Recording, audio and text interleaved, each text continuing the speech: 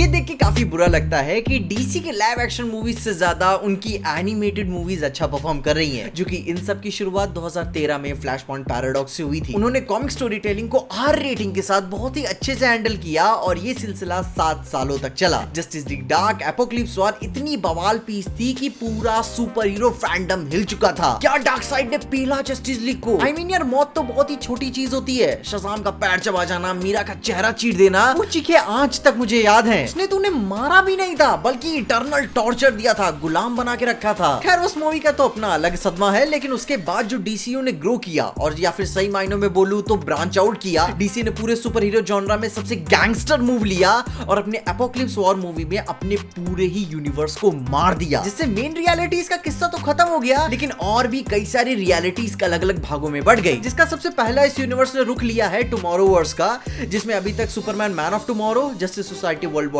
2, Batman the long Halloween part 1 and 2 और सबसे latest green lantern beware में power आती है। इसके अलावा डीसीयू नाम से एक अलग यूनिवर्स है, जिसमें 2017 की बैटमैन एंड हार्ली क्विन और 2019 की Justice League versus the Fatal 5 अलग कहानी के साथ ओपन एंडेड के साथ एंड हुई है। और 2022 में ही रिलीज हुई कैटवुमन हंटेड डीसी की यंग जस्टिस यूनिवर्स के भी करीब लेकर आ रही थी, लेकिन पिक्चर काफी मीडियोकर रही। आई मीन हद से ज्यादा मीडियोकर रही, जिससे शायद ही इसे आगे बढ़ाते हुए लेकर जाएंगे। इसके बाद एक बहुत ही बड़ी पिक्चर आती है जिसको लेकर कंट्रोवर्सी भी हुई थी, वो भी अच्छी खासी, 2021 की इनजस्टिस, जो कि डायरेक्टली डीसी के इनजस्टिस यूनिवर्स का ही पार्ट है। लेकिन थ्योरीज ऐसे भी निकल के आ रही हैं कि भाई इसकी मल्टीवर्सल स्टोरी लाइन की होने की वजह से और प्लस इसका जैसा एनिमेशन स्टाइल है उसको ध्यान में रखते हुए प्रोबेबली ये वैनर ब्रदर्स के मॉर्टल कॉम्बैट के यूनिवर्स के साथ क्रॉसओवर करेगा, जो कि मैं तो देखना चाहता हूं, क्योंकि गुरु वो सीरीज तो अलग ही नशे में चल रही होती है। मतलब कि यार इतना ज्यादा बैड एज है कि ट्रू मॉर्टल कॉम्बैट का भाई बैड एज पर नहीं टेरर दिखता है। अब खैर 2022 में एपोकलिप्स वॉर खत्म होने के बाद फ्लैश की जो पूरी उसको टाइमलाइन रीसेट करनी थी, तो उसने पास्ट का रुख लिया, लेकिन उसे पता चलता है कि यहाँ पे जस्टिस लीग भाई बहुत ही पहले ही फॉर्म हो चुकी है जस्टिस सोसाइटी के नाम से। वो भी इसी बात से कंफ्यूज था, जहां वर्ल्ड वॉर 2 में वंडर वुमन के साथ ही ये जस्टिस सोसाइटी फॉर्म हो चुकी थी, लेकिन फिर उसके बाद डॉक्टर फेट ने भाई कुछ अलग ही भविष्यवाणी चल रही होती है, जो कि भैया जी भी क्लिफहैंगर मार के वहां से दुनिया से निकल जाते हैं। लेकिन इससे यहाँ पे ये बात क्लियर हो जाती है कि डीसी के टुमारो वर्स में भी करंट टाइमलाइन होने के बावजूद भी उस टाइमलाइन के भी अपने कई सारे सब टाइमलाइंस है, जिसकी अपनी कहानी है। तो प्रोबेबली थोड़ी बहुत कनेक्शंस के साथ हमें आगे देखने को मिलेंगी, जिससे इन फ्यूचर ये स्टूडियो और भी ज्यादा एक्सप्लोर करेगा। क्योंकि भाई इनफैक्ट डीसी में जस्टिस लीग और जस्टिस सोसाइटी दोनों अलग अलग टीम्स हैं और एग्जिस्ट भी करती हैं साथ में, जिसे बैटमैन ही अपनी लैंग्वेज में डेफिनेशन देता है कि भाई जस्टिस लीग किसी मिलिट्री संस्था के रूप में है, जहां पे दुनिया के लोग भाई अपनी फील्ड से बेस्ट लोग आते हैं, और वहीं जस्टिस सोसाइटी एक फैमिली है। जिससे भाई ये बात तो पता चलता है कि भाई डीसीयू कई सारे मायनों में बहुत ही हैवी रिस्क ले रहा है, और वो अच्छी भी बात है। अब खैर गुरु ये सब तो ठीक ही चल रहा है। In terms of reception DC के एनिमेटेड यूनिवर्स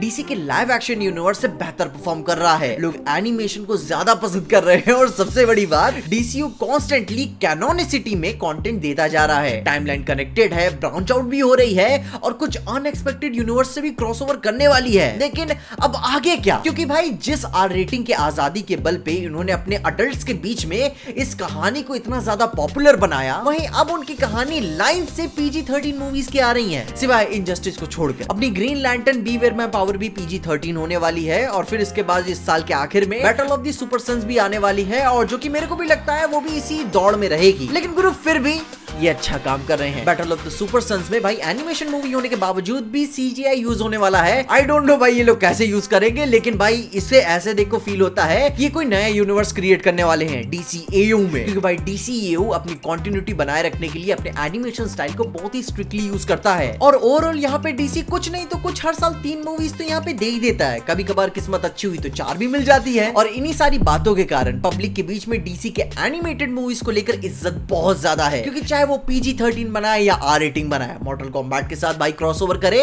या जापानीज एनीमे बनाकर उसकी इज्जत बेइज्जत कर दे, लेकिन कॉन्स्टेंटली एक क्लियर विजन के साथ काम कर रहे हैं। लाइव एक्शन में तो अलग ही कंट्रोवर्सी, अलग ही नशे चल रहे होते हैं। सिर्फ फैंस को चंदा लगाना पड़ता है पिक्चर रिलीज करने के लिए। ये क्लियरली डीसीयू के लिए DCAU एक ब्लूप्रिंट हो सकता है कि फ्लैश पॉइंट मूवी के बाद आगे क्या करना है। वरना तुम्हें क्या लगता है हमारा को सपना आया था क्या? 2013 में फ्लैश पॉइंट इतनी अच्छी रही ही कि उसकी वजह से एक नया यूनिवर्स खड़ा हो पाया पहली बार एक एनिमेशन में, इसकी वजह से उन्हें लाइव एक्शन का इंस्पिरेशन मिला कि हाँ गुरु अगर ये काम कर गया तो ये तो और भी अच्छा करेगा। तो गुरु DCAU DCEU के लिए क्लियर ब्लूप्रिंट हो सकता है कि भाई फ्लैश पॉइंट रिलीज करने के बाद उन्हें कौन कौन सी पिक्चरें बनानी है। और गुरु इसके ऊपर भी मैं जानता हूँ DCEU में कई सारी कमियां हैं, और मैं फिर भी यार इसके काम से मैं खुश हूँ, ऐसी बात नहीं है। कभी कभी मैं मानता हूँ ये भी बुरी पिक्चरें बना देते हैं, लेकिन इन सालों की हिस्ट्री इतनी रिच और अच्छी है कि भाई अपन सब जानते हैं कि ये लाइन पे आ जाएंगे। इनके पोस्ट क्रेडिट सीन को ही देख के लगता है कि गुरु ये सब कुछ बहुत ही बड़ा करने वाले हैं, जिसकी अपन को थोड़ी भी भनक नहीं है। और गुरु तुम अपनी ओपिनियंस बताओगे गुरु, तुम इसके बारे में क्या सोचते हो? और गुरु मैं तो अभी तो DCU के प्लान से खुश हूँ, ऐसी कोई बात नहीं है कि यार रेटिंग मूवीज नहीं आ रही है तो बहुत ही ज्यादा तकलीफ है। वो जानते हैं कि वो क्या काम कर रहे हैं। तुम्हें क्या उम्मीद है? क्या तुम DCAU को DCEU से ज्यादा पसंद करते हो? कमेंट्स में अपनी ओपिनियंस बताओ और क्यों। और इन्हीं सारी बातों के साथ साथ मार्वल को मत भूल जाना, उनकी थॉर लव एंड थंडर आने वाली है, जिसको लेकर मैं काफी ज्यादा डरा हुआ हूँ। उसके ऊपर आप मेरी ये वाली वीडियो को देख सकते हो, तुम्हें सारी इन्फॉर्मेशन मिल जाएगी। तो मुझे डर किस बात का है, और देखते रहिए TJ एक्सप्लेन।